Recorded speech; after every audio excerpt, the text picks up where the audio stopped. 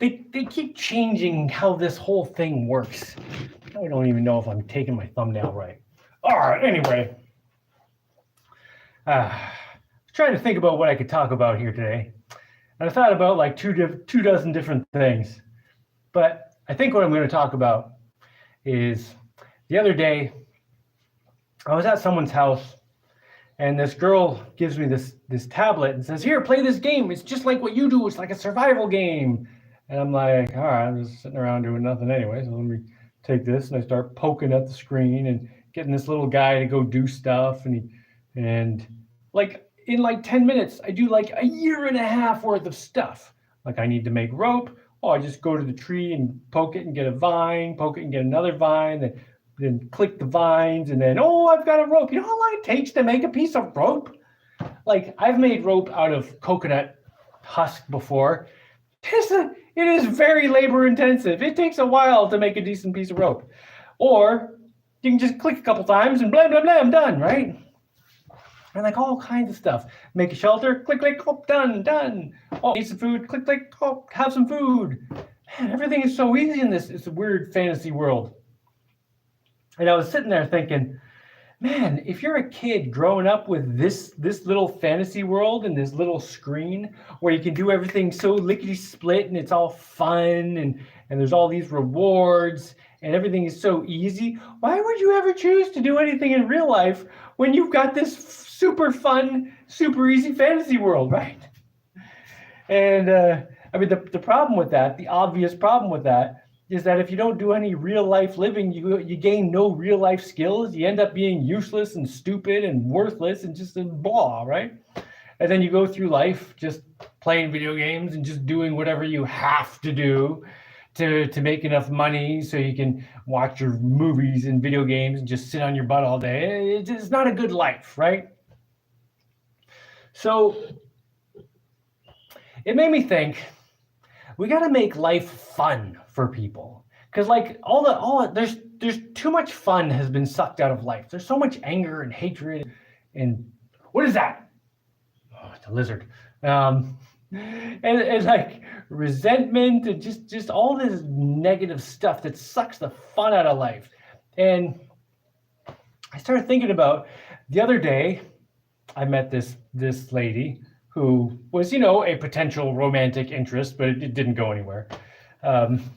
She had a kid, and she was talking about how she always can't wait for her son to go to school so she can have some time to herself. And then she can't wait till he goes to summer camp. And she can't wait till he moves out so she can finally breathe and have some time. And this is a sentiment I've heard from so many other people who talk about their kids as if they just want them to go away. I can't wait till my kids are out of the house. Oh, when my kids are over at the neighbors or at school or at their lessons or whatever, I can finally just breathe and relax and just, whenever my kids are around though, it's just like, it's like they're a nuisance and they're irritating and I just want them to go away. Like that is making life miserable for kids. What kind of life is that setting up for them? Of course they're gonna just want to play video games and not interact with real life if that's the situation they're in all the time, right? Like we're gonna start making life more fun for ourselves and for our kids. And a big part of that is just getting rid of all these regulations that make it impossible to do anything. That stuff is freaking horrible. But in addition, like just as parents, we have to start making life fun for our children. And I once heard a parent say that they didn't want their kids to enjoy chores because they wanted their kids to learn how to do things they don't want to do. And I just thought that was the most insane thing I'd ever heard. Because I was like, wait. What if instead of teaching them to force themselves to do things they hate, how about you teach them to enjoy things they might not like, to figure out how to find the enjoyment in stuff they don't like? And like there are tons of ways to do this, like just getting your kids involved in life around you and making it fun. And I remember when I was in school, like this is not what they did at all. Like everything I learned in school was like you sit down and you work in this fantasy world where you get money, and then money gets used to get you food and all the stuff you need in real life. And it's all this like fake world, right? And there's nothing real. And like when I learned math, there was nothing connecting it to the real world. So all this math was just this fantasy thing that I know it did connect to the real world, but we weren't taught that way at all, you know? And I mean, obviously now I do all kinds of things where I use math in the real world. And now I like math. It's just this fun thing because I can figure out all this cool real world stuff. But when I was taught math, it was taught as if it was just this weird language that I needed to learn to pass the test, and that's it. So I've been actually trying to do a lot of stuff with my kids. I mean, this has been going on. This is not a new thing, but you know, I always try to do things with my kids to make life fun and get them interested and you know, kind of connect learning with real life. And as I was saying, this is not something new, but I'm going to share a few of the things that I've been doing lately because, you know, the other parents out there might want some ideas and things things they can do with their kids and, you know, ways to deal with kids and stuff like that. So here's a few things I've been doing lately. One is this one just started the last few days.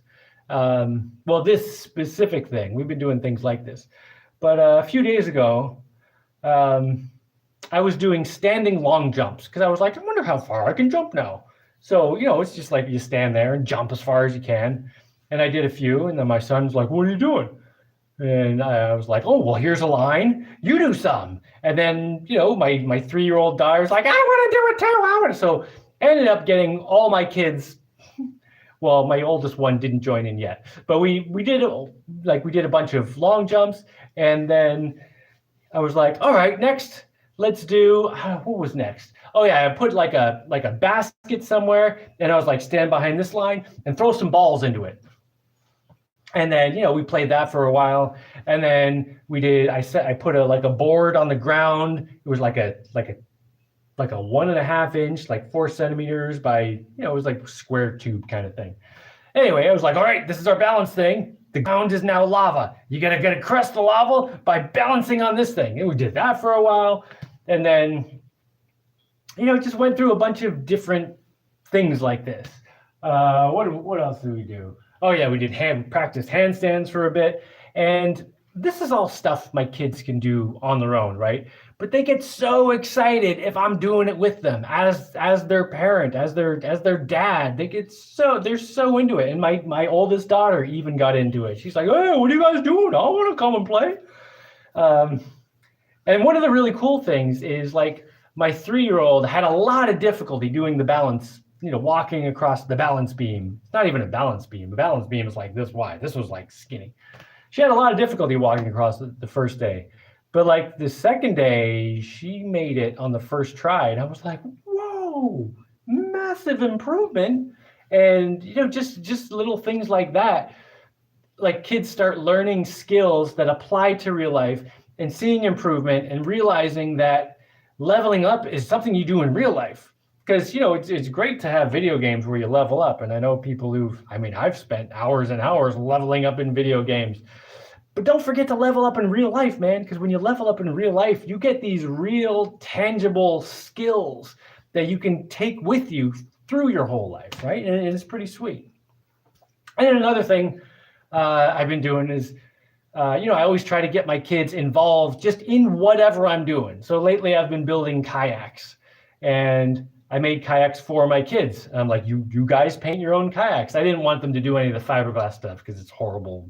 Blah, chemicals and stuff, but they can paint them. So they painted their own kayaks, and yeah, they get all excited about that. And they know they start seeing that, hey, if I do some work, I get a thing, not just in some video game, but like a real thing, like a real object that I can do stuff in real life with. And it makes real life fun. And this is something that's missing. Like when I was a kid and I went to school, we didn't have that. You know, we'd maybe have like an art class where it's like, all right, everybody do a self-portrait, and then you draw for a while, and then you get a self-portrait. And I was like, okay, who cares? What am I going to do with this? Like to be involved in building like a real thing, like a vehicle, something you get to use, that's pretty sweet. And then another thing I always try to keep in mind with my kids is, educational type television, it's all boring, right? It's just, unless you're like curious about it. So there's this show, North and South. All right, I'm going to read all these in a minute. Just hold on. So there's this show called North and South, and it's about, as far as I know, I've only seen the first episode of many episodes. As far as I know, it's like basically about the American Civil War. And I remember it being on when I was a kid, and my mom was watching it, and I had zero interest in this show. I was just like, that just looks boring. There's a bunch of people in stuffy looking outfits, just being boring and uppity. Oh, that looks boring. But it's got all this historical context and information that might be useful to understand what happened back then. So it's a useful thing to watch. So it'd be nice to get kids involved in watching that kind of thing, right? Not specifically that show, but just that kind of thing. So the other day, I don't even remember how this came up, but my kids were asking about some stuff that led to slavery. And then I was explaining slavery, and then my one daughter's like, isn't that what the Civil War was about? And I was like, yeah, it was about that and some other stuff, but I don't really know the details. And I'm like, but there's a show about it. And since my kids were all interested in this discussion, I was like, this is a perfect time to introduce some show that's going to have some historical context. They can learn a bunch of stuff. I hope they learn a bunch of stuff from it. I've only seen the first episode with them, of course, so I don't know how historically accurate it is or anything, but whatever. Anyway, so I was like, well, you want to watch a video on it? And of course they're like, well, yeah. And then because they'd already been interested in the concepts and what's going on, when I put the show on, it made sense. Like they were like, ooh, I'm interested in learning the questions that are going on. And people would talk about slavery, and they're like, okay, that's what we were talking about. And now I'm starting to see some kind of context, and it meant something, So like, if you want to show your kids like documentaries or movies that might have some kind of educational context, it's really good to, if they're interested in it, before you put it on. Don't try to put it on and be like, hey, you should watch this, because there's a good chance they're going to be like, I don't want to watch this.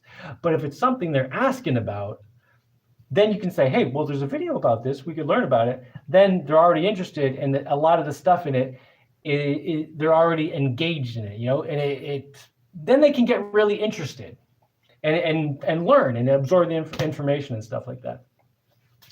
What was that? What else? There was like one other thing I wanted to mention about this, but I don't remember what it is now. Wait. I don't know. It doesn't matter.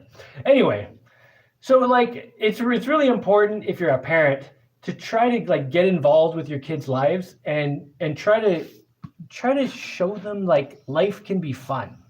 Like teach them things that apply to real life and get them involved in things. Because this whole thing where kids are growing up just staring at screens and they're becoming expert thumb jockeys, I'm not going to say there's zero value in that, but there's not a lot of value in that. There's so much more to life than just staring at a screen and poking your thumbs. All right, anyway, what's going on here? B, what's up, Jaimie? Who is B? What's your whole name? Mr. Landfill, how's it going? I gotta turn up my brightness a little bit here so I can see this. Oh, my brightness is kind of up. Hey, dude. Hello, glad to be here. Hi, Joseph Blomeister. What's up? Good title. Well, thanks, Eric.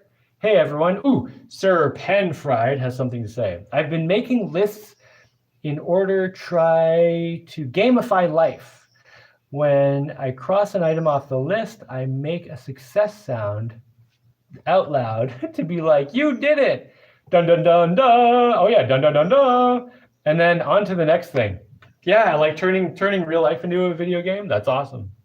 Oh, I got burps right now. What's that from? Whatever. Yeah, man, trying to make real life fun, super important thing. And get your kids involved in like physical activity, because man, there's not enough physical activity. There's too much sitting on our butts today. And sitting on your butt is like the worst thing for you. It's just terrible for your health. I don't even have any chairs. I have one chair upstairs and a beanbag. Other than that, yeah, I don't even have chairs in my house. So don't visit me if you want to sit down. Elon Musk said his robot cost $10,000. I'm not sure why you're telling me that, but great. Andrew says, hey there, hope everything is going good. Andrew, that was you who gave me maple syrup, right? We ate the whole thing. It was delicious. Oh man, that was some good stuff. Let's see. Mason says, I'm working on a productivity app that turns life into a video game.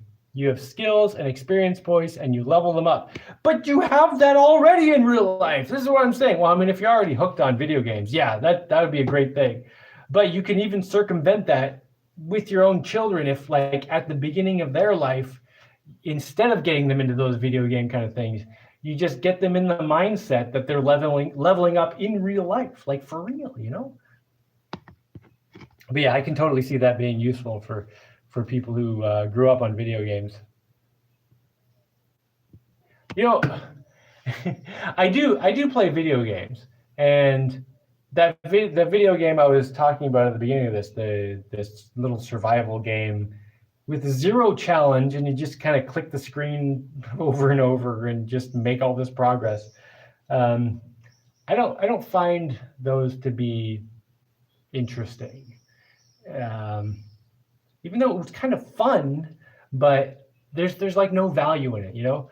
I much prefer the older video games, like old Nintendo, because, you know, partly because it's easy to get the emulation now. You can get all the games and the Super Nintendos and all that. But in those old games, like, you had to pay attention, you had to think, you had to plan, you had to be quick with your that it wasn't even like that, you know, it was like this. Except now I use a keyboard. But anyway, you had to gain skills and you had to level up and get better. And I remember old video games were an exercise in diligence, like playing the original Castlevania, for example. Like 30 seconds into the game, you die, and then you die again, then you die again, then you get a little better, and you have to keep going at it until you get good enough to like get through the whole game. And by that point, you've gained all this. You've gained all this skill, like specifically skills to do with the game, of course, but also just skills in learning how to deal with adversity. So being able to get knocked down and keep going. That's a huge skill that a lot of people don't have today, that people are just not developing today. Just running into an obstacle that totally knocks you down and getting back up and keeping going. Or running into an obstacle that's completely immobile, like you cannot get through this obstacle, but just keep pushing on it and keep pushing harder and harder till you get through it. You know, that's something that doesn't get taught enough, and it's making a lot of soft people. Nobody will need a job. AI and robots will do everything for us. Okay, then what? I mean, that's something people tell me a lot. Like, yeah, don't worry about anything. You have to worry. AI robots are going to do everything for you. Okay, then what? Then what do you do in life? Then what's the point of even being alive? Just to be blobs that live for a while, and then just robots will take your genetic material and make the next. Why would they even bother continuing us if we're just nothing? And the argument there is, oh well, when people are relieved of all their responsibilities, everyone's just going to work on all this art and amazing inventions and advancements. And come on, most people are just going to sit down and do nothing, and it's going to be sad. we need resistance in our lives. Without resistance in our lives, we just wither and die. You know, I do not approve of the world where the robots do everything for us. I do not want robots to do things for me. I want life to be hard. And there's something I've found in my life, throughout my whole life, which is that I always have to be in some kind of pain. And I learned this doing sports. I mean, I learned this in a lot of things, but like sports was something that I paid a lot of attention to. So I got a lot of lessons through sports. And what I learned through sports was that if I'm trying real hard, I will be exhausted enough that I will just be in pain. But if I'm not trying enough, I will end up getting an injury. Like I'll get a sore ankle or a sore knee or something. And it's somehow, I always have some pain. And I either choose what pain I want to have. So for example, I can be in pain from exhaustion. And I consider that to be a useful pain because that will make me stronger. Because if I do something that's painful because I'm exerting myself, then my body's gonna be like, oh, well, I gotta get stronger. And then I get in better shape, right? Or I can have pain that's not good for me. You know, if I just put off everything, I'll end up getting weaker, and then I'll just have a knee sore or something. Like I'll just get weak enough that something isn't strong enough to keep going, and I'll get pain that's I'm damaged in some way. So I don't know how this works for other people, but for me, I've found that I'm always going to have some kind of pain. And the more pain I can put myself in purposely with some kind of positive result, the less pain I have in any other way. I don't know if I've ever put that into words before. So that probably came out a little sloppy, but yeah, basically the more pain I purposely put myself in with like an actual goal in mind, the less pain I have anywhere else in my life. Oh, let's see.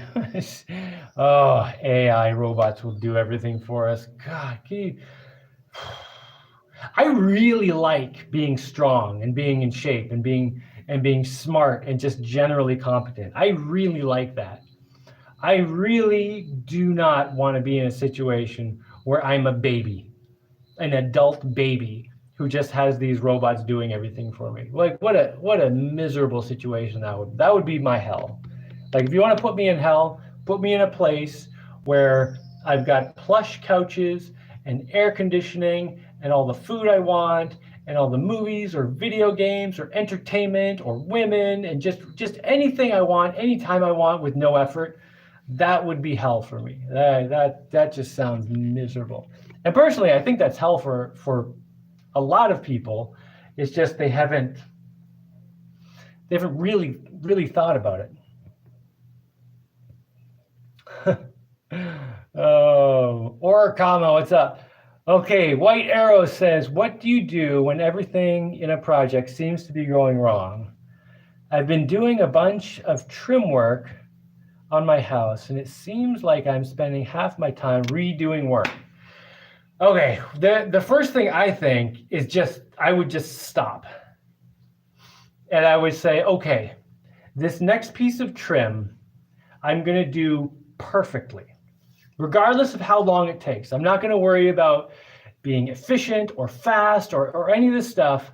I'm just gonna do this. My goal is to make this next piece as perfect as possible and just set the bar really high. Like set a really high requirement for perfection.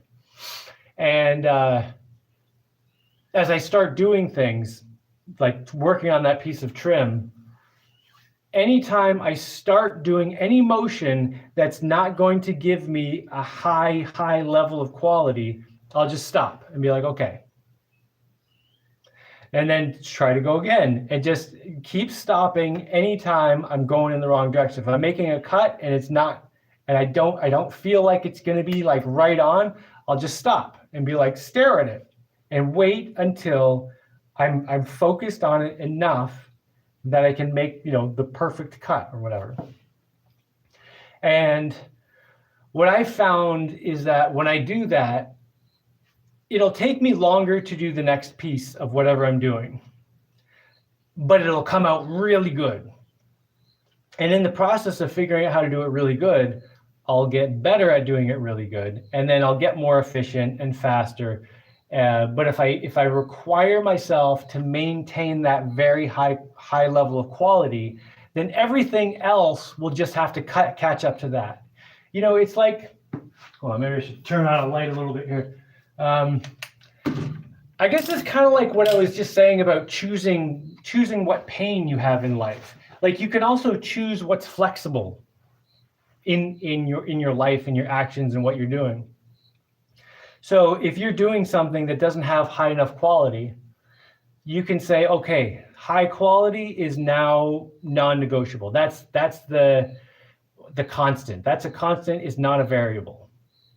So I have to meet that high quality regardless of any other circumstances, regardless of if I'm going to have to spend way longer than I should spend on it, or if I have to like basically just stare at this thing for 15 minutes before I can really focus on it, or whatever. Like, you can set yourself a high quality requirement that's a constant, that's non-negotiable, and say everything else is a variable.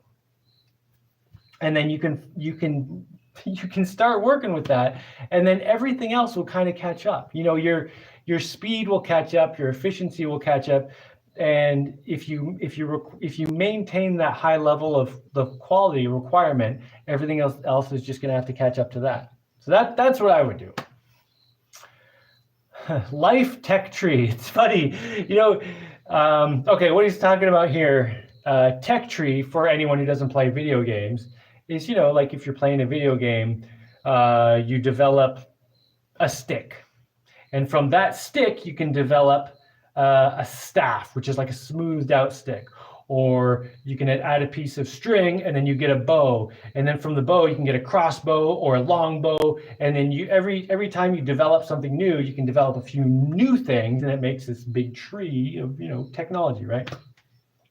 And often in video games, you'll get some manual or something on the screen that will be like the tech tree, and you can kind of go through it and develop your technology. But the funny thing is, all of that stuff in those video games came from real life first. And so I always think it's funny when people say to me, hey, you're living real life like a video game, because no, I'm living real life like real life. The video games came second. And the funny thing is, I even thought that way.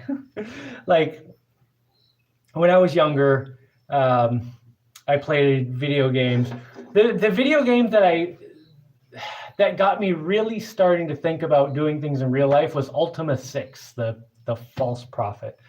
I don't know if anyone knows the game, but anyway, it's like an RPG where you're doing a lot of stuff. And one day I was playing it and I was thinking, like, wait a minute, what if I started playing my real life like I play this game? And I was like, you know, if I was playing this game, I wouldn't get my character to sit in front of a computer for hours playing some video game. I would get them to get up and go do something. Like in this video game, I'm going adventuring, I'm doing stuff. And from that point on, I started just imagining there's another me kind of like up behind me, looking at me, saying, all right, this Jaimie in this world, let's get him to do some cool stuff. And then I would just treat life like it was a video game, do things, just start really living life. And the funny thing is, that's when I started really living life, and getting away from the video games. I mean, I still play video games, but not, you know, I always, whenever I play video games, I always kind of use them to inspire real life, you know? But that was kind of when I started really living real life and realizing that no, real life is the real It's like the best game ever, you know? Even when it's horrible and things are difficult, it's like the rewards you get in real life are always going to beat the rewards you get in the video game. Like the fancy music and the lights coming out of your hair, whatever, every time you level up or whatever. I mean, that's great and all, but like when you do something and accomplish something and gain some skill in real life, oh, it's way better. Like that's something you get to take with you, and it's yeah, it's pretty awesome. We gotta start considering real life to be the best video game again, which it should be. Of course, one of the things we have to figure out is how to get around all these regulations that make life so difficult. Because that's one of the biggest problems. This is why I live on an island, like away from civilization. Because once you're in civilization, it's like, I want to go adventuring. No, you can't do that without the right pass and the membership and the authorization and the stuff. And it's like, oh, come on. It's like, okay, I want to build something. I want to go, make something in my backyard. No, you can't do that without the permits and the blah, blah, blah, blah, blah. No, it's just sucking the fun out of life, Like, why are we doing that to ourselves? It's ridiculous. Anyway. What's your favorite video you've made in the last year? My favorite video in the... I may have kind of a confession. I've been feeling a bit like I've been making crap for a while. Although the other day, I was like, well, let me look at some of the videos I've been making. I was like, oh, they're actually all right. I think I'm doing okay. Favorite video I've made in the last year? Oh, man, I don't know. Usually I make a video and put it up and then kind of forget about it and just keep going forward. But I don't know. That's a tough one. Maybe, well, the one I just thought about was the video where I was showing the zombie chopper, my little white boat. But that's just because that's fresh in my head, and that's what I did recently, and it's about something I really liked, and I don't know. I have to think about that. I'm probably gonna think of something like tomorrow. Bill says, hey, Bill Gorman, wasn't that the guy in Aliens? Gorman. Anyway, I was quality inspector at Atari in 1982. Played games 7 days a week, 12 hours a day. Oh my God. Oh, that's so much video games. That is crazy. Phil says, by the way, have you thought about temporarily adding hydrofoil to your zombie chopper boat as an experiment? Might be worth to try and then maybe build a separate ultralight and speedy boat. Yeah, I mean, I've definitely thought about it. I've thought about it kind of a lot, but like that's one of those things that'll be fun. But I'm still in the phase where I need to do a lot of practical. Like there's a lot of stuff I need to do more utilitarian, and that's one of those things that'll be fun. But it's not as practical, Like if I put hydrofoils on a boat, it's going to take up some of the cargo space, and usually I'm looking for cargo space over speed, and when I put cargo in the boat, it's going to weigh the boat down so much the hydrofoils probably aren't going to work, and blah blah blah. Bill says everybody can go fishing. Depends where you're going. Some places you need a permit, and I don't know what all the rules are. White Arrows. Wait. Carrie Schneider says, at White Arrows, by the time you're finally finished, you get to call yourself an expert. If you don't fail, you're not trying. Well, that's a good point. Failure is, I don't even know if you call it failure, but like making a lot of mistakes is important. I think failure is when you actually quit. And sometimes you just got to quit on things because it's just not going right or whatever, you need to go a different direction in life, whatever. But like, yeah, I think falling on your face a lot is something that's completely reasonable and should be totally acceptable. Like you should, yeah, if you're not making a lot of mistakes, you're not really trying. I totally agree with that statement. Miss Carrie Schneider, good statement there. Trim and hanging doors, 2 jobs that has me throwing tools.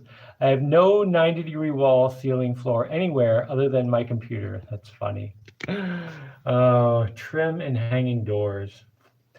Yeah, I was fine with hanging doors, but you know what really got me when I was doing house renovations was drywall. Oh, drywall. I'm never gonna have drywall in my house. And you know, it looks great and everything. And I was good at drywall. I could do a good job of drywall, but just I don't know. There's just something miserable about just spending a few days just putting drywall up. I always think it's funny that they call it hanging drywall. It's not. I don't know. Whatever. When a machine does the job of a man, it takes something away from that man. Yeah, I would. It depends. It kind of depends on how you. Yeah, there's some details there. Like, I would add a word like when a machine just does the job that a man can do. Like if a machine's doing a job that I just couldn't do, you know, fine, you know. But yeah, if a machine is doing something that I should be doing myself, that totally takes something away from me. But you know, I think it's cool to use machines to do things, but not so you can sit down and just chill. That doesn't make sense to me. So, for example, a machine that I use a lot is a wheelbarrow and a shovel. You know, I use that stuff a lot, but that stuff just makes it so I can do more work. I still put in the same amount of effort, and I think that's the real value in machines. Isn't making it so you don't have to put effort into things. I think it's more that you get to like triple your effort or quadruple your effort. You know, you get to do the same effort and get a lot more results. I think that's the real value of machines. That's what I love about machines. But yeah, when a machine gets to the point where you're just sitting down and pushing buttons and you know you just kind of do nothing, that definitely takes away from the man. It's that's when you just start turning into a marshmallow and you get useless and you know, physically you turn to mush and mentally you turn to mush. And one thing a lot of people don't realize is that your physical self and your mental self are directly connected. You know, your brain is a physical thing and it uses the energy of your body. If you're not keeping yourself in good physical condition, you're not delivering enough energy to your brain, and you just, you know, the whole mental and physical thing, it's all connected. I'm Sir Pan Fried says, I'm interested in copying your kayak making technique. Well, I got the whole videos. Do it, man. Making it in my style, of course. Yes, I was wondering if you would be interested in making a detailed, updated tutorial about how you mix your resin. Oh, I mean, I could just tell you. I just do what the instructions tell me. Yeah. So this is super simple. Like I'll buy a gallon of resin with the little bottle of hardener. And that bottle of hardener is sufficient for that gallon of resin. And there is some leeway. So I usually put on the lower end of the amount of hardener because I don't want it to harden too fast. But basically, you just mix them in the same ratio. Like if I mix half this jug, I got to mix half this bottle and just mix it up. Like I just follow the instructions. It's pretty simple. But yeah, if you're gonna do fiberglass for the first time, just either make your first thing presuming you're probably gonna screw it up a little. And you might end up with something that doesn't work. Hopefully you'll be able to make something that works, but it might be a bit of a mess and whatever. Like don't get too worried if you make some mistakes at the beginning, or just like do some tests. You know, just do like a little patch of stuff. The way I usually do things, like if I was gonna learn how to do fiberglass, I would just go face first and try to make a full kayak right off the bat, knowing that I'm probably gonna screw it up. And then, you know, to some degree, it may still be usable, it may not be usable, but my goal would be to make something at least reasonably usable. But know that, you know, the first time you try something, you're going to make mistakes and learn a whole bunch of stuff. But yeah, don't worry, don't get discouraged if you screw up the first time. Because even when I just started doing the kayaks recently, I hadn't done any fiberglass in a couple of years. The first part of the kayak I did, it was really hard. Like, I don't know, it just seemed like everything was sticking to the wrong places and not sticking to the right places and just But by the time I was on the second one, it was just just a lot of little details and little skills came back. So it's the kind of thing where it might seem like it's going to be really hard, but it's just really hard because you haven't learned it. Stick with it, and it's got a steep learning curve. You'll learn real quick once you get going, as long as you don't give up. So yeah, do it, man. Your delts and chest are popping. Any tips for deltoid workouts? These are the deltoids, right? My shoulders. What do I do? Swimming. So I always had big shoulders, I think because I did a lot of swimming when I was a kid. That was, I think, my first sport, really. Like I swam as long as I can remember. Like when I was a little kid, I was in swimming lessons, and I competed in swimming. I did a lot of swimming. Swimming is great for your shoulders, partly because it gives you muscles, but also because just doing that whole motion around, getting that range of motion, it loosens everything up and keeps you from getting tight. Because one of the problems you can have when doing weights is, you can just get tight muscles, anywhere.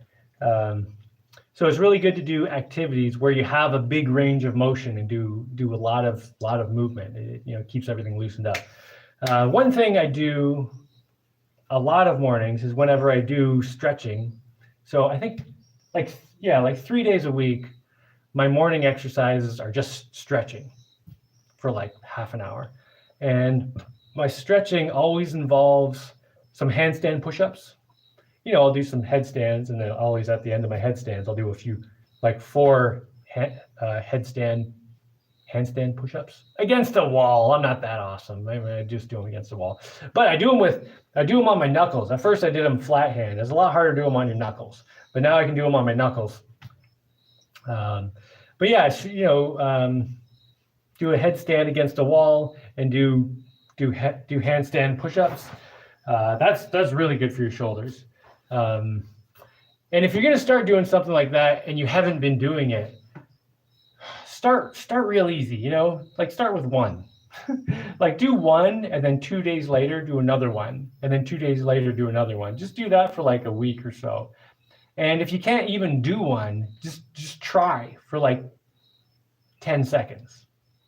And try as hard as you can, and just flexing those muscles, trying to do the thing.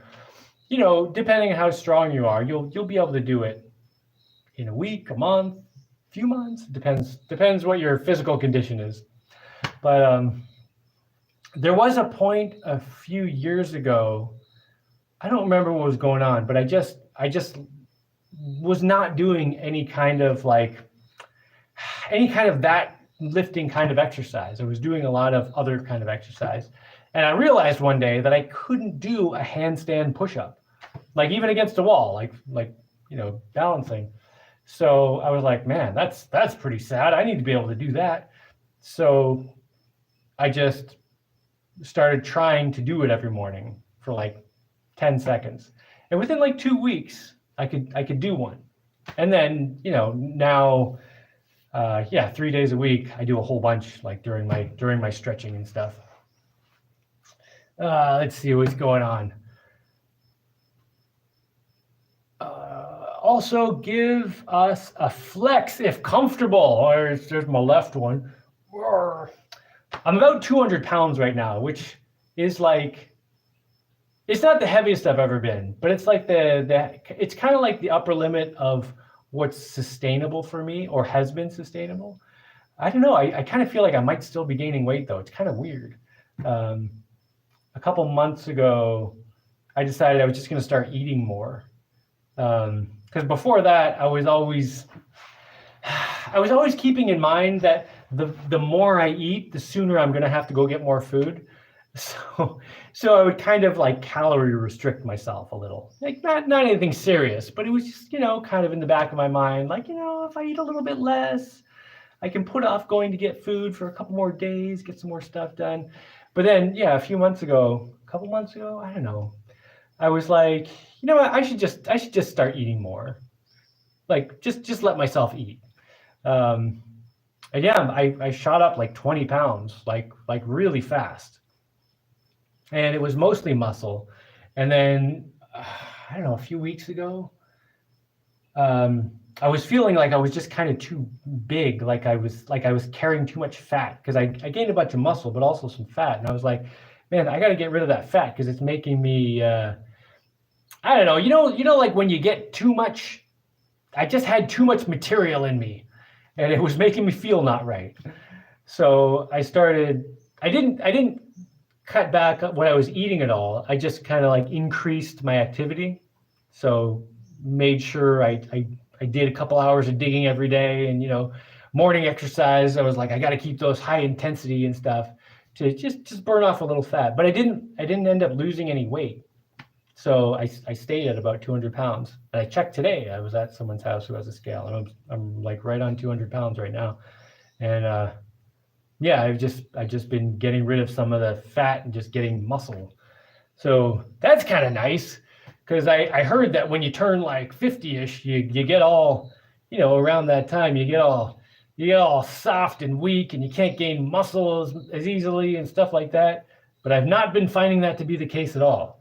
So that's kind of nice. Hopefully it's just a lifestyle thing, more than an age thing. That's what I'm counting on anyway. Let's see. I played Ultima on the Commodore 64. Those are awesome games. Those are great games. Every once in a while, I'll get one out and play it. That makes me feel a bit better. I am taking a break after things went flying. Oh, this is about the construction of the trim. Yeah. Becoming an expert seems like it fits directly with what Jaimie said. If we lean heavy into perfection, it results in a sort of shortcut to expert, or at least proficiency. Yeah, I mean, and of course, when I say, there's no actual perfect. You're never gonna get anything perfect, but like you just set a really high standard, like aim for perfection, and just keep that high level of stuff. And then, yeah. Phil says, I often play video games to take inspiration from, but ultimately getting things done in real life. Yeah, totally, man. Yeah. Quite like, what I started doing when I was a kid and I was playing, the RPG video games, and I started thinking about just playing real life. I started using video games to kind of define a lot of my workouts. So, like I'd play a video game and my characters would travel like this many miles to get to the town to do something, and then go on an adventure here and whatever. I would estimate roughly how far my characters traveled. And I'd be like, I'm going to go for a run. That's like an 8-mile run now, because that's about how far my characters went. And during that run, I'm going to climb a hill and, go up a mountain and do some stuff that's similar to what they did. And, it was just like a fun way of, making exercise fun. Let's see. Quite like the format where you were in the small boat debating about getting a bigger boat. I'm still debating that. I really like that boat though, man. But yeah, I got kids that keep getting bigger. So I drove my kids somewhere in my small boat today. But yeah, I noticed it keeps getting lower and lower in the water, because these kids, all 4 of them, are getting bigger and bigger. I don't know. We'll see how it goes. I've been watching shorts of people in the old days making cabins in Alaska with doors made from pure wood-notched hinges with wooden dowel pins, no power tools. Yeah, that stuff's cool, isn't it? That stuff's really awesome. Dick Prenicky, living alone in a wilderness log cabin. Yeah, I've watched that with my kids, the Dick Prenicky thing. Alone in the Wilderness, I think it's called. That was really good. I have it on my computer. Ark, what's going on, man? Hi, Jaimie. I made it to one of your Sunday rendezvous. I've been working ultra long hours on a huge herbal medicine display from joined reclaimed wood. I made a cabinet with a 6-foot lazy Susan. Whoa, nice. Wait, this is a continuation. Where's it go? And flipping cabinet. Sweet. Your canal digger looks amazing. The kayaks are really neat. Oh yeah, the canal digger. I'm excited about that. But the weird thing is, like, the tides have been so low lately, and the tide is low this time of the year. It's low tide during the day and high tide at night. So right now the tide's going up. Yeah, the tide's pretty up. I could definitely move my boat to a spot where I want to dig now, but I don't want to do it at nighttime. The funny thing is, like, the tide is like, there's a range, right, between the lowest low tide and the highest high tide. The whole thing is kind of shifted down, like, I don't know, 10 centimeters from what it was about 6 months ago. Because about 6 months ago, the high tide was like really high and the low tide was not that low. But now the whole thing is like shifted down. And it's funny because, like, whenever the whole thing is up, people are like, global warming, global warming. And now that the whole thing is down, everyone's like, hold on. I wish there was a way to get some reasonable answers on what the ocean level is doing and all that stuff. This is just, all that science is too politicized, though. You know, it's like impossible to get reasonable answers. I've been resting for the past few days. Glad to be able to tune into your powwow. Thanks for being here, man. Daniel says, side question. What's a side question? About your awesome house. I think I remember you mentioning installing a door on the second floor so you could walk out onto the hill. Is that something that you may still do? I don't know, probably not, but possible. There is a door in the third floor, and I've jumped from the ledge onto the hill behind my house. But I don't know that I want to connect it, because it would be like another entrance for like bugs. You know, like ants might be like, oh, nice bridge, let's go in that way. You know, it's always it's always already a thing having to, you know, keep the ants at bay or whatever bugs. Do you let's see.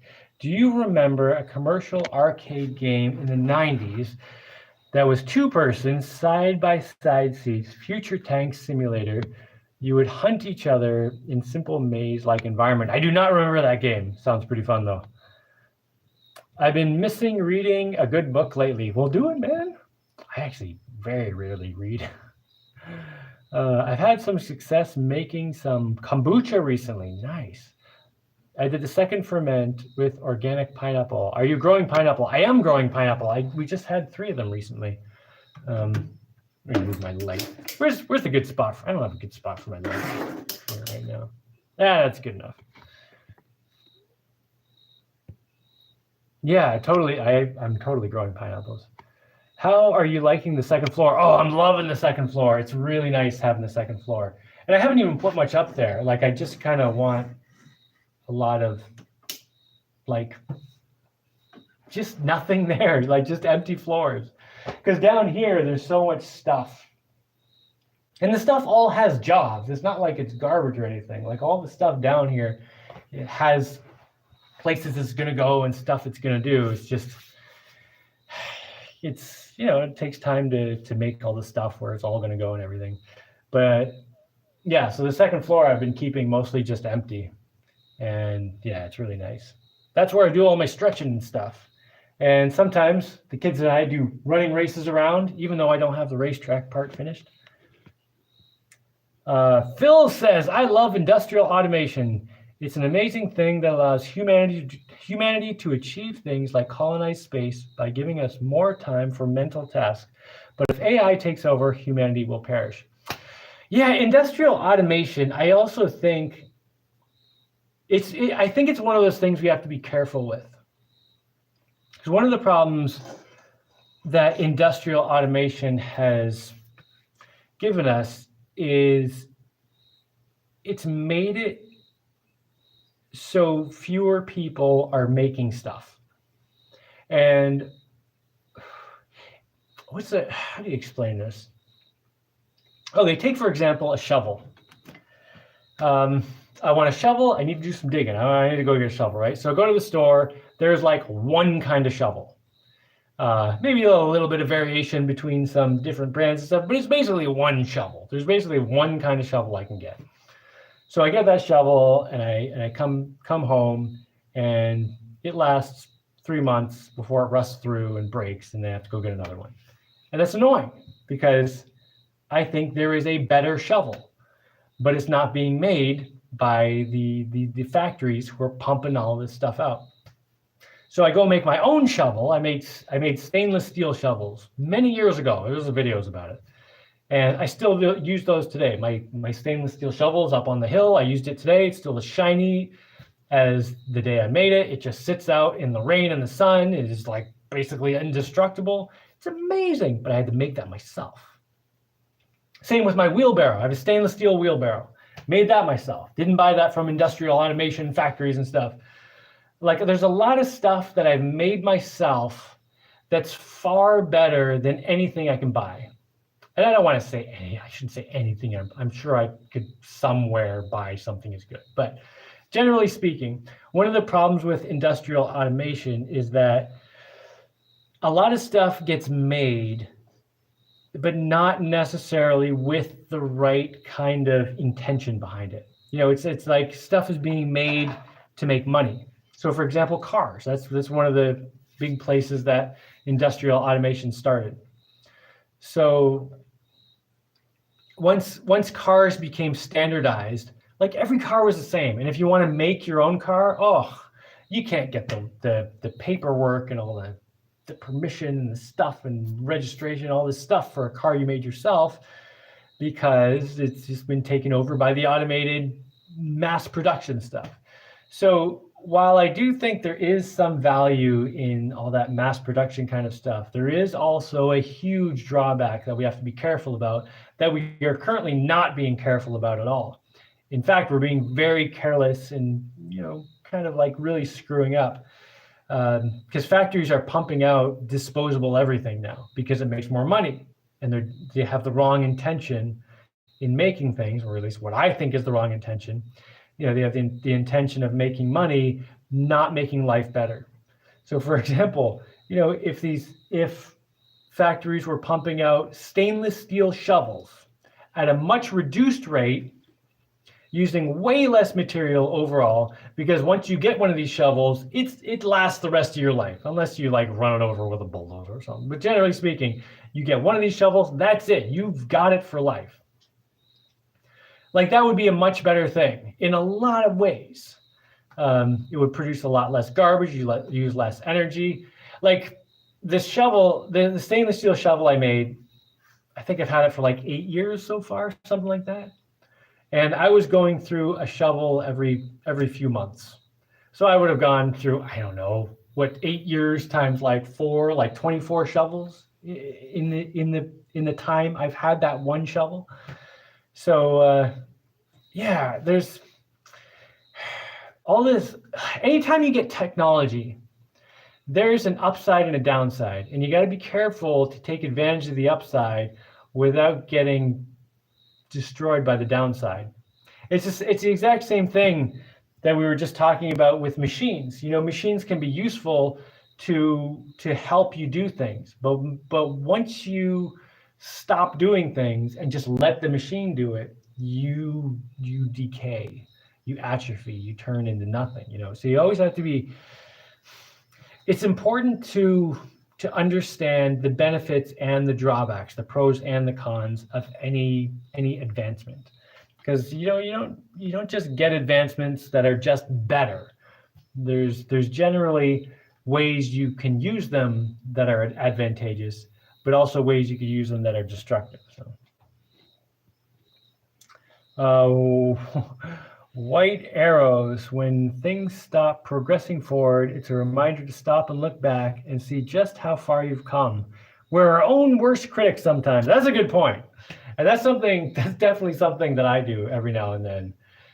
Because, I'm in this place where I'm doing these huge projects that take years. And I mean, yeah, probably for the rest of my life, I'm just going to be busily doing all this stuff, right? And it's very easy to get into a mindset where I feel like I'm just spinning my wheels, going and going and going. And yeah, sometimes I have to stop, just like you were saying, and look back and be like, oh, wait a minute. 2 months ago, this wasn't here and that wasn't here and this didn't exist. Oh, I am making progress. Yeah, it's good to smell the roses once in a while. Jaimie's a stud. Let's go. Well, thanks, man. Sean says, hey, Jaimie. All right. Geodude, when's the bodybuilding competition? So every once in a while, I wonder if I could have been a bodybuilder. But I don't know. I wouldn't want to do that. Spend my life doing that. I would totally never do steroids. That's one of the things I would definitely never be into. Let's see. Rusty Shackelford says, I found a towboat to tow my floating home. It's 5,000 Canadian. It's 18 feet with 135 horsepower inboard. If you think that should be enough with my 30 horsepower sailboat to tow my 60 by 20 catamaran float home, what do you think? Oh, I think that's totally enough. Of course, it depends how fast you want to go. 10 horsepower would move it, but 135 horsepower, that should get you going at a decent speed. It's probably around 30 to 40,000 pounds, but moves easily due to the fiberglass pontoons. 30 to 40,000 pounds, man, that's crazy. But yeah, if it's a catamaran, it should slide through the water once you get it up to speed. Just make sure you hit the brakes well ahead of where you're going. If I lean on it at the deck, it starts gliding. Yeah. Do people have water planes, pipers, where you live? Is that a thing? Pipers, hey, is that what they're called? I've only seen one water plane in the 10 years I've been here, and it flew that way. It wasn't very far. It was just almost right over my head. I don't know whose it was or what the story was. It was pretty cool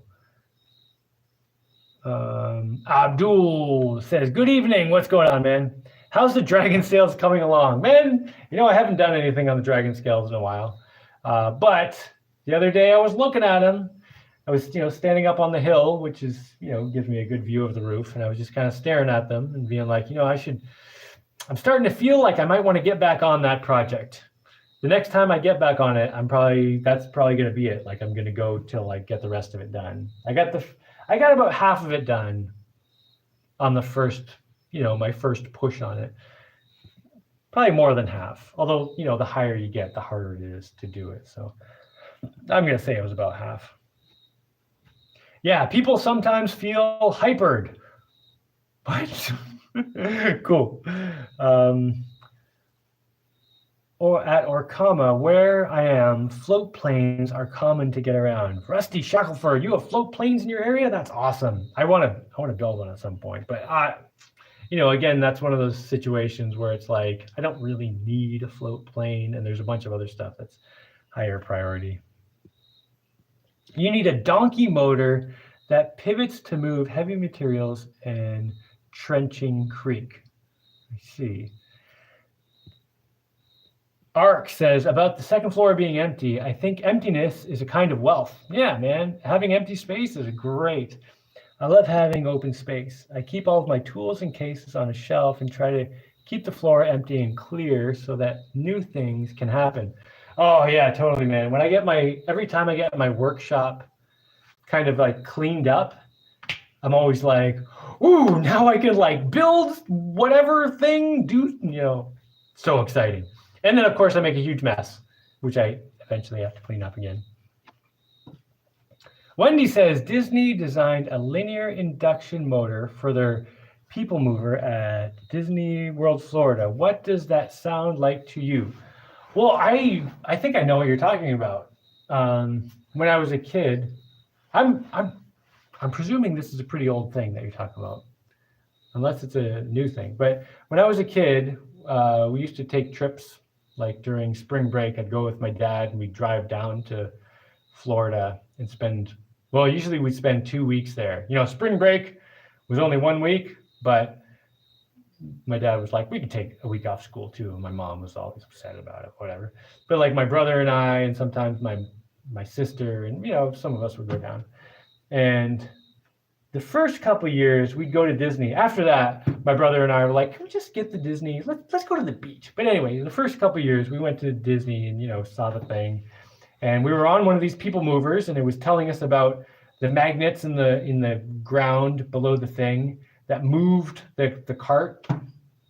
And it was explaining how it could change the speeds and stuff.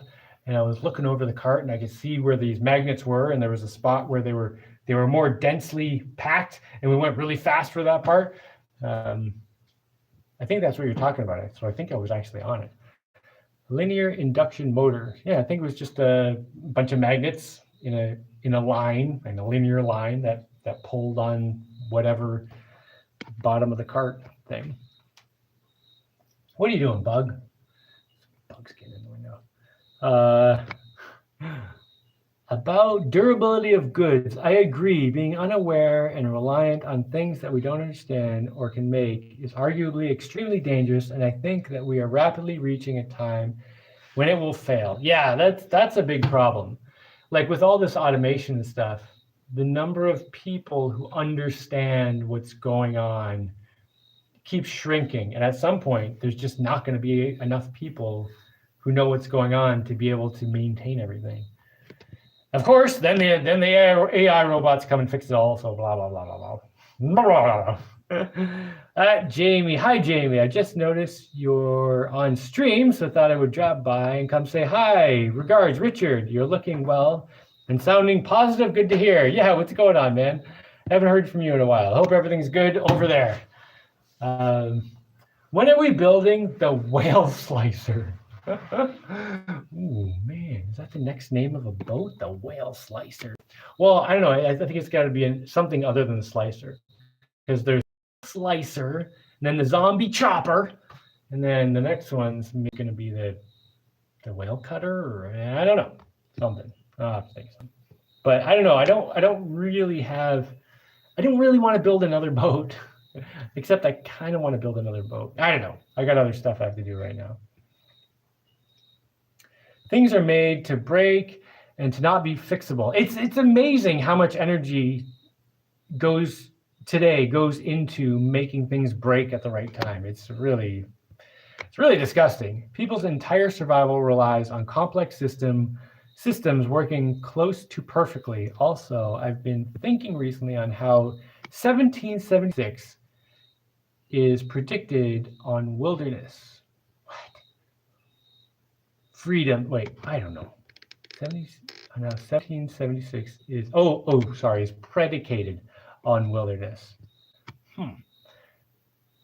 Freedom and liberty are consequences of self-reliance. Yes, that is totally true. And having to build infrastructure. Once systems become more complex, specialization and delegation occurs, administration emerges, and now no longer free. Yeah, totally. That's kind of where we are now. I mean, that's one of the big points of what I'm doing with my life and what I'm trying to share, on here, is just exactly what you said. Yeah.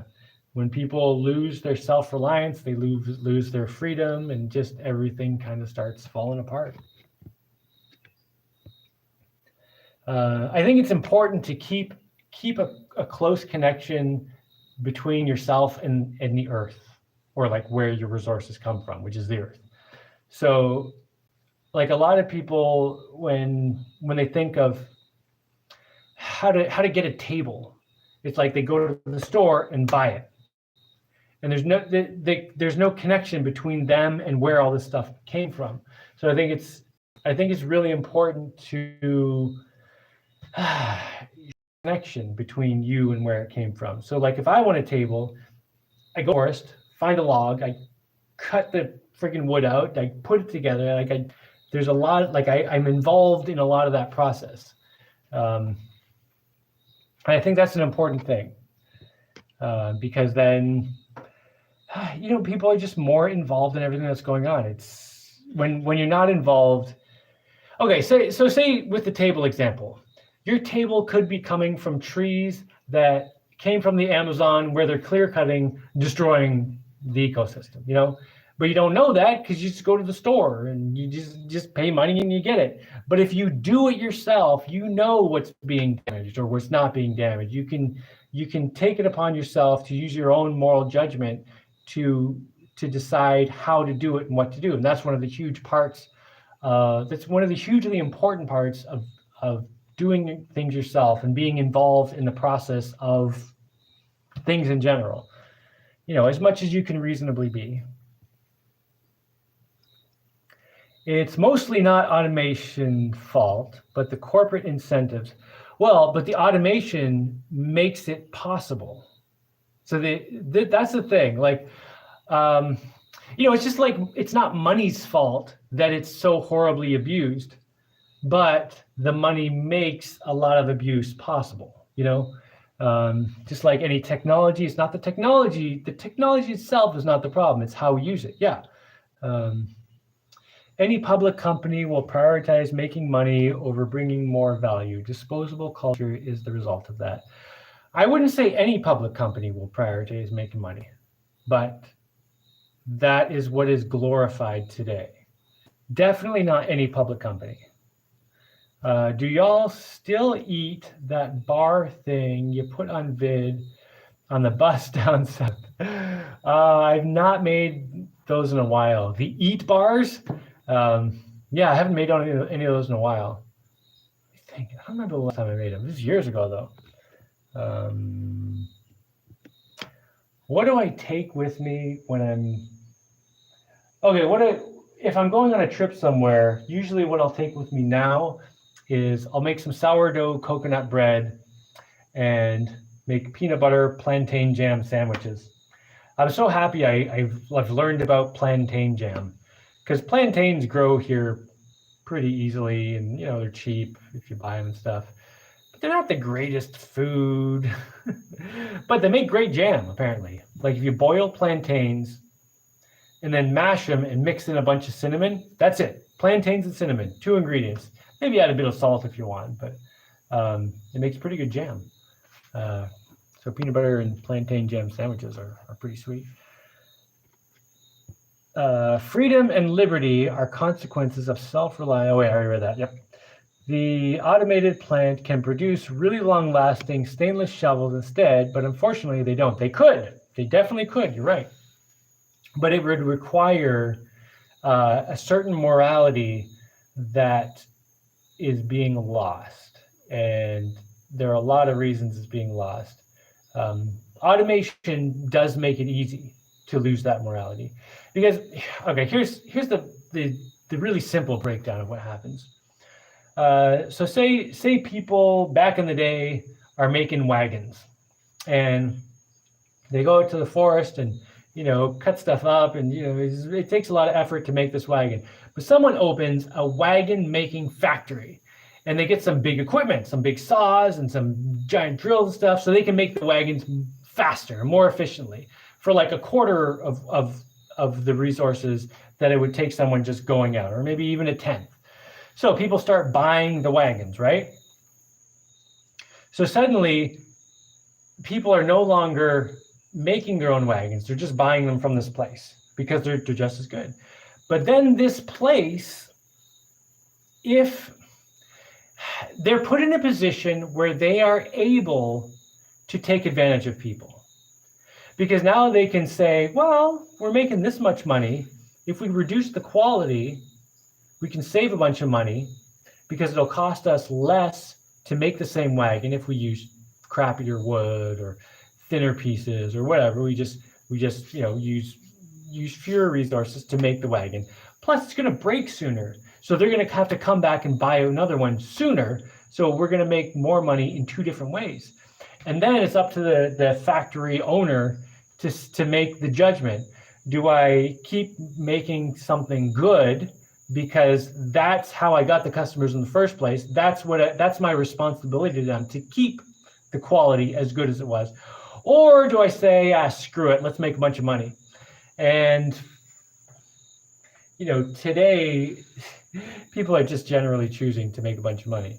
And the problem with that is that once people start buying the thing and stop making it, they get used to that. And they start not planning to have the time to go out and build their own wagon. Now they're just expecting that when they need a wagon, they go buy it. Not doesn't mean they can't reverse that and go back to making the wagons, but then it's like, okay, they stopped keeping the tools around to be able to do it. Now they're out of practice. It's like once you this totally goes back to what people were saying about self-reliance. Like once you stop doing something for yourself, it gets harder to start doing it again. And this is particularly true with something like food. If you find people who are subsistence farming and you want to completely screw them over and make a big profit, go into that community and start giving them either free food or cheap food. Do whatever you need to do to get them to stop farming themselves.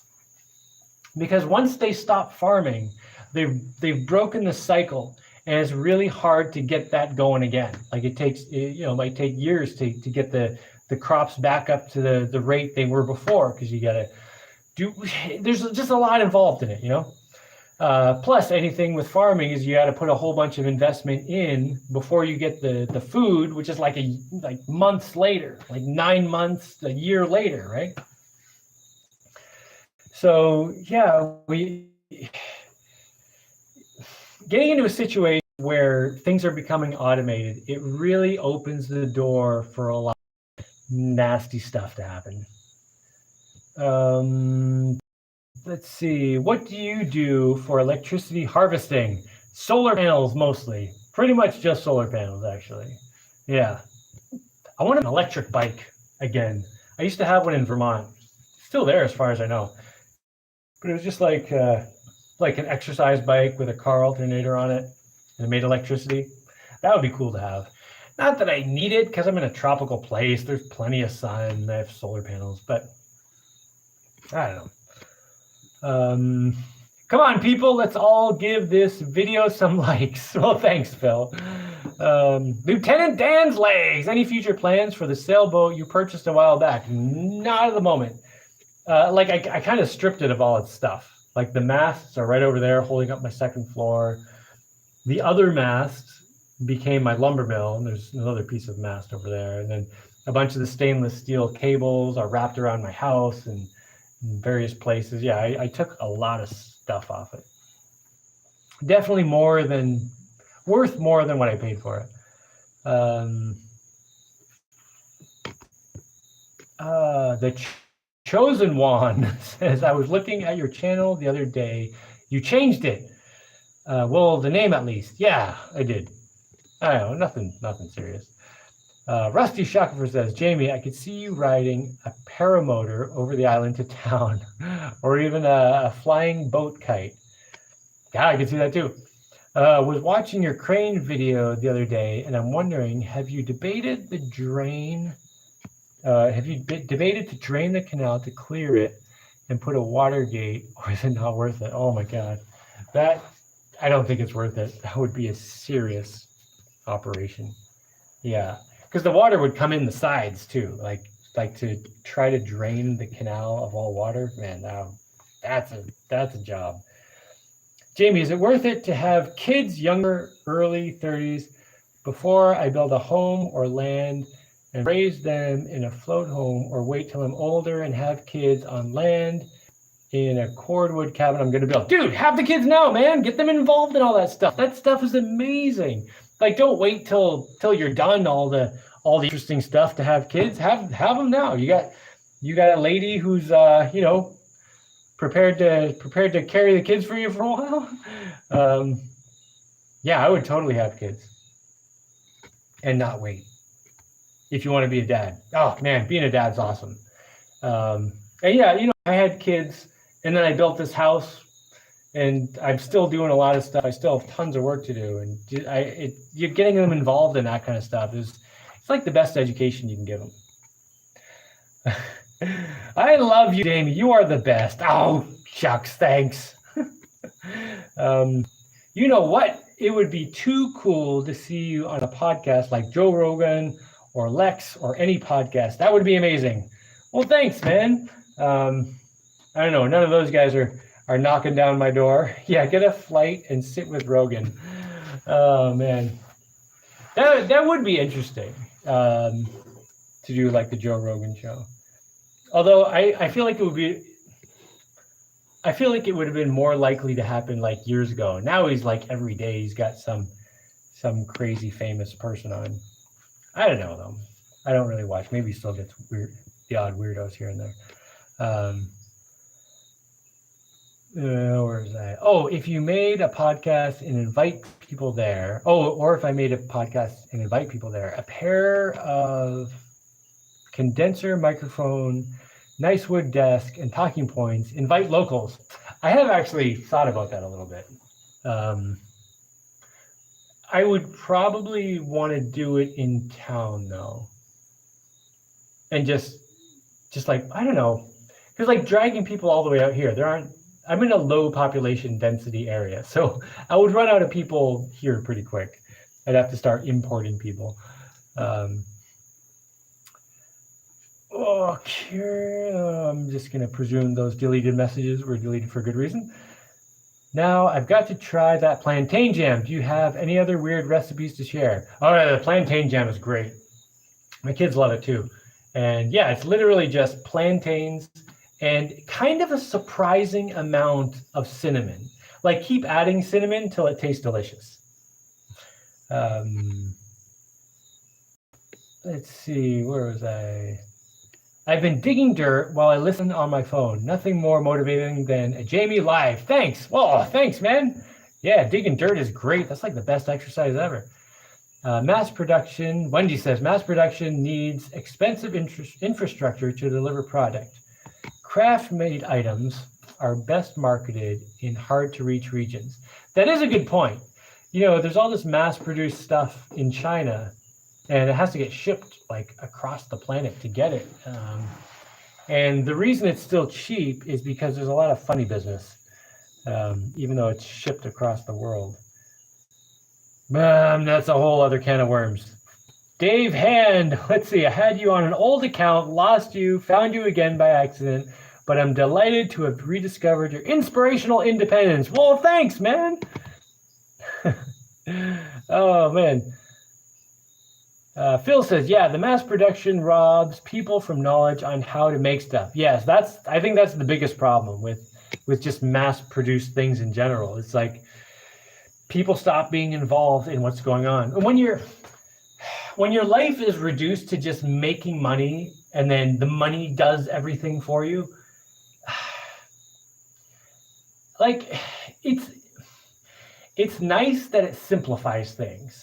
Because when things are simplified like that, life gets easier. However, I don't think we're made to live easy lives. Like just look at a person who lives an easy life versus a person who lives a hard life. And I don't mean a hard life like they get beaten to death every other day. I mean like a hard life, like someone who puts effort into life. Like the person who puts effort into life, they're lively and have energy and all this stuff. And the person who sits around all the time, they just look like they're drained and just raw. Like we are made to do things, not to just sit around. Yeah, the mass production robs people from knowledge on how to make stuff. The plant owners these days are struggling to find manual machinists and other blue-collar professions. Yeah, Jaimie's low-flying boats. Dave rocks. Dave does rock. Thanks, Dave. Wendy, China's government pays for its company's shipping costs. Yeah, there's a lot of funny stuff going on with imported things. Sun Surfer says, please say what? What am I supposed to be saying here? Looks like I'm at the end of comments here. So maybe it's time for me to shut up and go eat my dinner. Today for dinner, I made like sort of like ramen noodles, but like with lots of stuff in it, like lots of stuff, like a whole huge pot of stuff. You can understand nearly anything another human has come up with. You just need to invest the time to study it. That's true. Yo, Jaimie, what kind of fish do you catch? I think. Well, there's a mosquito. My favorite fish here that I've had is Spanish mackerel. Oh, they're delicious. But much easier to catch is barracuda, which is still all right. But probably the most common one I get is just these grunts. Just some common grunt. They're kind of yellow and blue. I don't remember what their exact name is. It might just be grunts. But yeah, they're just kind of grunts. All right. I think I'm at the end there. If anyone has any last minute questions or comments, barf them out down here. And in a minute, I'm going to go eat some dinner. And I don't know what else I'll do. Maybe I'll just, I don't know, chill. Be safe, everyone. Yes, Mr. Landfill, you be safe as well. Thanks for being an excellent moderator, as always. Super awesome. Dave says it's very late here, but delighted to have interacted with a person whose positivity is contagious. He is an example of positive energy. You can live like him. Well, thanks, man. Andrew says, money gives us highly specified fields, however. If everyone had to learn how to live and work with their hands completely on merit, there probably wouldn't be someone developing a vaccine. Oh, don't get me started on the vaccines. that whole... See, I think people have too much time on their hands now, because that whole COVID-19 vaccine turned out to not actually be a vaccine. Horrible abuse of power there. That was a really rotten situation. And you weren't allowed to talk about it either until, now people can talk about it, it seems. Anyway, all right, I'm going to get out of here.